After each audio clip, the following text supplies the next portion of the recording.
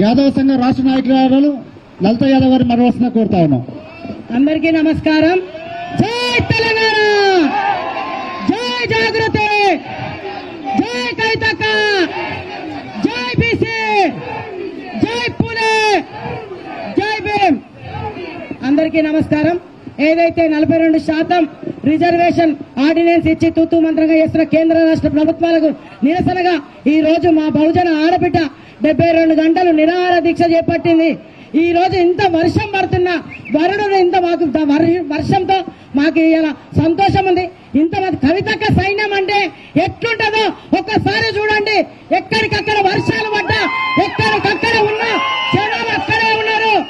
ఈ రోజు చదువుకున్న మేధావులంతా ఓ సన్యాసికి పట్టం కడితే వాడు ఇలా ప్రెస్ మీట్ పెడితే వాడు అక్కడికి వెళ్ళి వాళ్ళు అడిగే ప్రశ్నలకి సమాధానం చెప్పలేకుండా పారిపోయిన బెదవ ఈ రోజు గుర్తుపెట్టుకొని బిడ్డలారా, ఈ రోజు వర్షం పడ్డా ఏ పిడుగులు పడని కవితక్క కోసం ఉంటాం.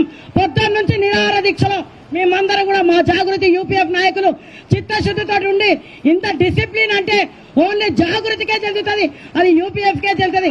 అది మా కవితక్క సైన్యం అట్లుంటది. గుర్తుపెట్టుకొని బిడ్డ, ఎవ్వడు కూడా గవర్నమెంట్ ఈ రోజు మంచిగా మేము శాంతియుతంగా ధర్నా చేస్తా అంటే కూడా ఇవాళ పర్మిషన్ ఇవ్వకుండా ఓన్లీ 24 గంటలే ఇచ్చి ఇవాళ దాన్ని కూడా మేమే గెలిచినాం అనుకుంటాం.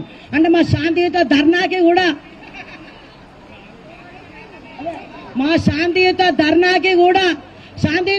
కూడా తట్టుకోలేక మీరు చేస్తున్నా అంటే అప్పటికే మేము గెలిచినాం అనుకుంటున్నాం. ఇది కూడా మా జాగృతి విజయంగానే భావిస్తాం, మా కవితగా విజయంగానే భావిస్తాం.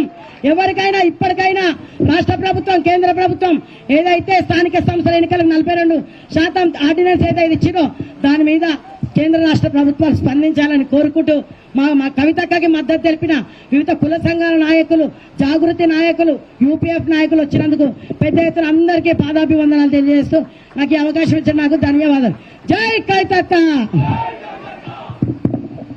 తెలంగాణ జాగృతి సింగరేణి కార్మిక సంఘం నాయకులు వెంకట గారిని మాట్లాడవలసిన కోరుతా ఉన్నాం.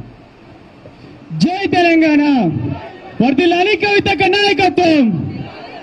ఈరోజు మరి బీసీల హక్కుల సాధనకై 72 గంటల మరి దీక్ష చేస్తున్న మా గౌరవ నీలు కవితక్క గారు